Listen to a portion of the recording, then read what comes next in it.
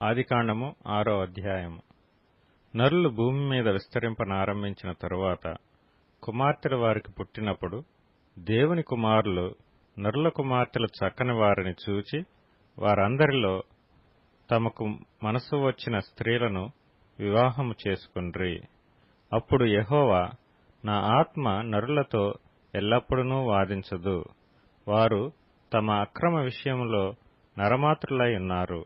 అయినను వారి దినములు 120 ఏండ్లగునెను.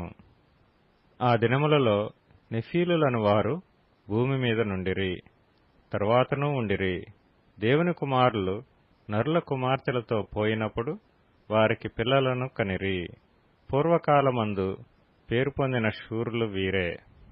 నరుల చెడుతనము భూమి మీద గొప్పదనియు వారి హృదయం యొక్క తలంపులలోని ఊహ అంతయు ఎల్లప్పుడూ కేవలము చెడ్డదనియు యెహోవా చూచి తాను భూమి మీద నరులను చేసినందుకు యెహోవా సంతాపము నుండి తన హృదయములో నొచ్చుకొనెను.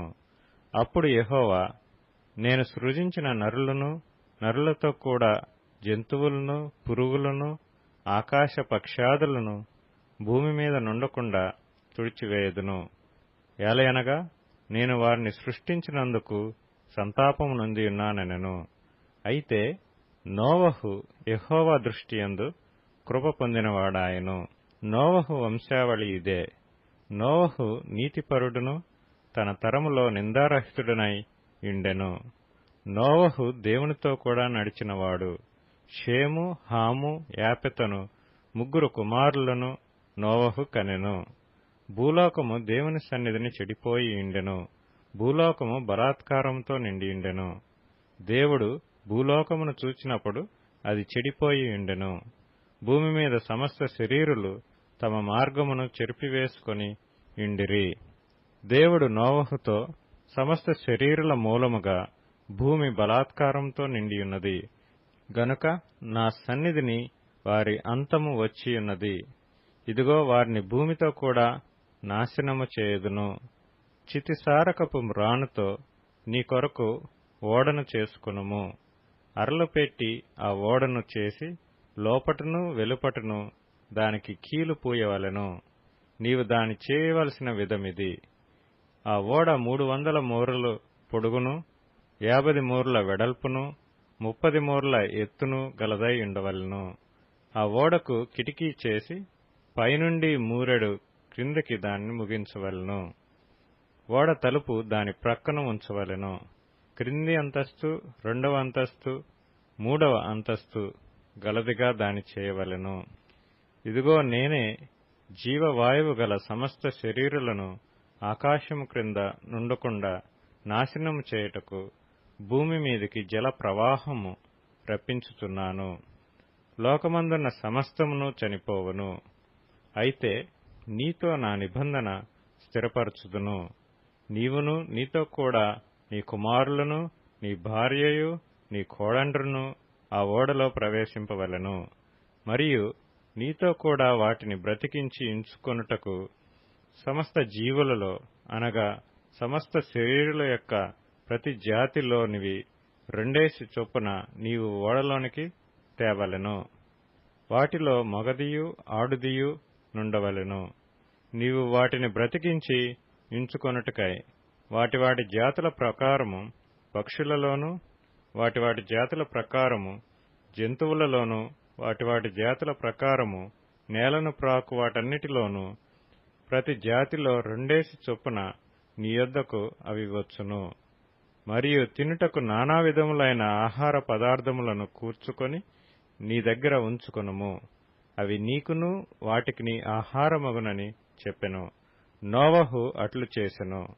దేవుడు అతనికి ఆజ్ఞాపించిన ప్రకారం యావత్తు చేసెను. ఆదికాండము 7వ అధ్యాయము. యెహోవా, ఈ తరము వారిలో నీవే నా ఎదుట నీతిమంతుడివై యుండుట చూచితిని గనుక నీవును నీ ఇంటివారును ఓడలో ప్రవేశించుడి. పవిత్ర జంతువులలో ప్రతి జాతి పోతులు 7ను, పెంటులు 7ను, పవిత్రములు కాని జంతువులలో ప్రతి జాతి పోతును, పెంటియు 2ను, ఆకాశ పక్షులలో ప్రతి జాతి మగవి 7ను, ఆడువి 7, నీవు భూమి అంతటి మీద సంతతిని జీవంతో కాపాడునట్లు నీ యొద్ద ఉంచుకొనుము. ఎందుకనగా ఇంకను 7 దినములకు నేను 40 పగళ్లను 40 రాత్రులను భూమి మీద వర్షము కురిపించి నేను చేసిన సమస్త జీవరాశులను భూమి మీద ఉండకుండా తుడిచివేయుదునని నోవహుతో చెప్పెను. తనకు యెహోవా ఆజ్ఞాపించిన ప్రకారము నోవహు యావత్తూ చేసెను. ఆ జలప్రవాహము భూమి మీదకు వచ్చినప్పుడు నోవహు 600 ఏండ్లవాడు. అప్పుడు నోవహును అతనితో కూడా అతని కుమారులను అతని భార్యయు అతని కోడండ్రును ఆ ప్రవాహ జలములను తప్పించుకొనుటకై ఆ ఓడలో ప్రవేశించిరి. దేవుడు నోవహునకు ఆజ్ఞాపించిన ప్రకారము పవిత్ర జంతువులలోనూ అపవిత్ర జంతువులలోనూ పక్షులలోనూ నేలను ప్రాకు వాటన్నిటిలోనూ మగది ఆడుది జత జతలుగా ఓడలోనున్న నోవహునొద్దకు చేరెను. 7 దినములైన తరువాత ఆ ప్రవాహములు భూమి మీదికి వచ్చెను. నోవహు వయసు యొక్క 600 సంవత్సరము 2వ నెల 17వ దినమున మహాగాధ జలముల ఊటలన్నీయు ఆ దినమందే విడవబడెను. ఆకాశపు తూములు విప్పబడెను. 40 పగళ్లను 40 రాత్రులను ప్రచండ వర్షము భూమి మీద కురిసెను.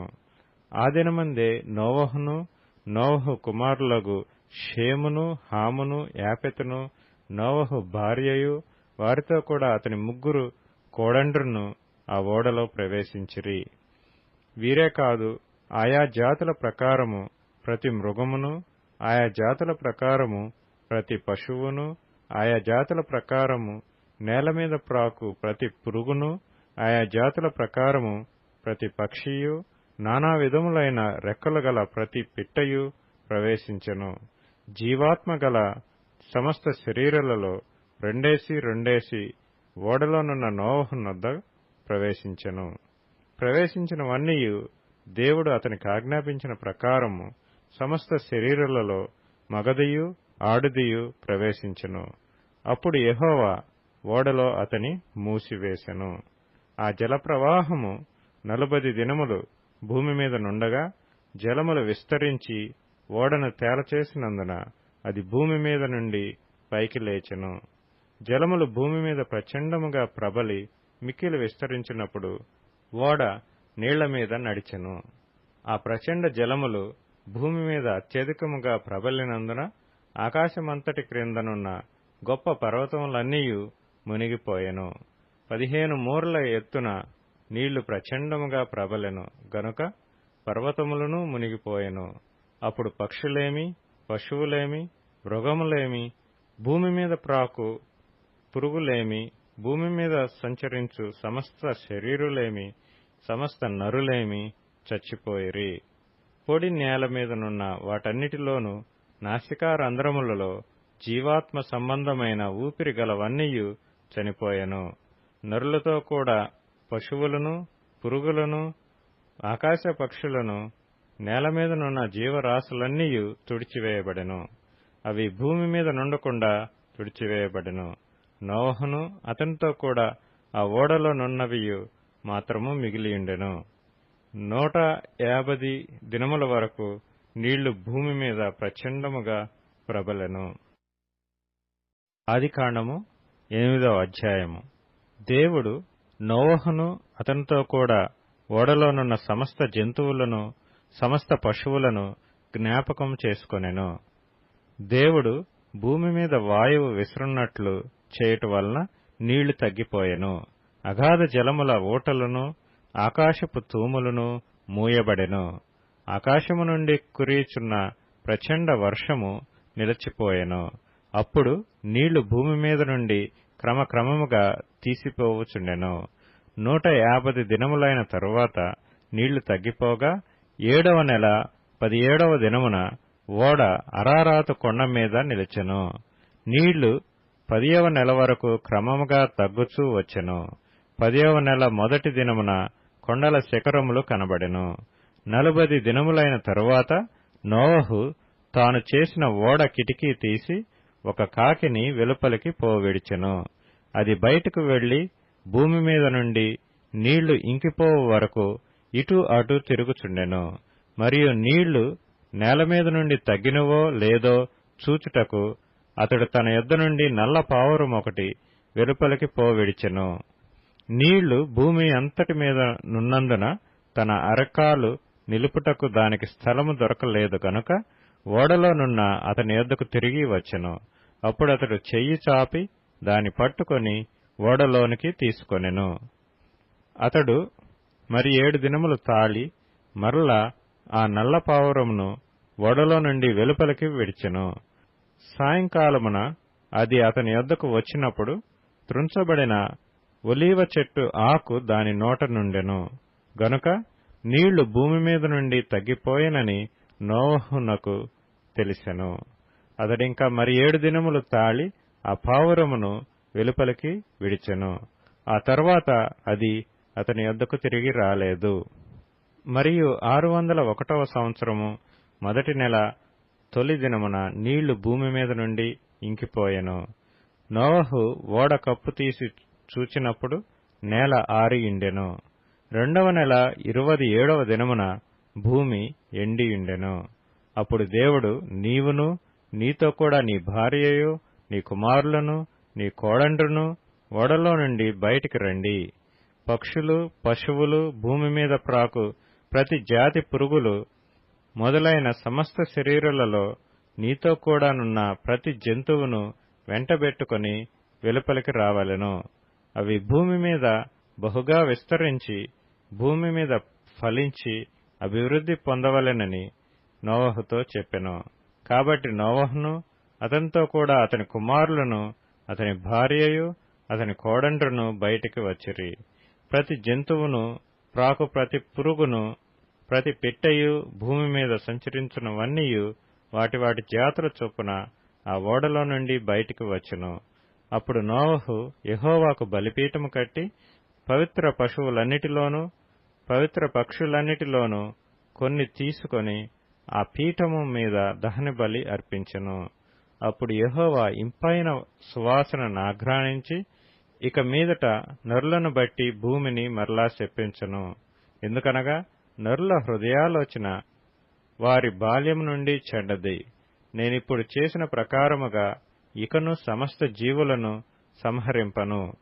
భూమి నిలిచియున్నంత వరకు వెదకాలమును కోతకాలమును శీతోష్ణములను వేసవి శీతకాలములను రాత్రింబగళ్లను ఉండక మానవని తన హృదయములో అనుకొనెను. ఆదికాండము 9వ అధ్యాయము. మరియు దేవుడు నోవహును అతని కుమారులను ఆశీర్వదించి, మీరు ఫలించి అభివృద్ధి పొంది భూమిని నింపుడి. మీ భయమును మీ బెదరును అడవి జంతువులన్నిటికిని ఆకాశ పక్షులన్నిటికిని నేల మీద ప్రాకు ప్రతి పురుగుకును సముద్రపు చేపలన్నిటికిని కలుగును. అవి మీ చేతికి అప్పగింపబడి ఉన్నవి. ప్రాణము గల సమస్త చరములు మీకు ఆహారమగును.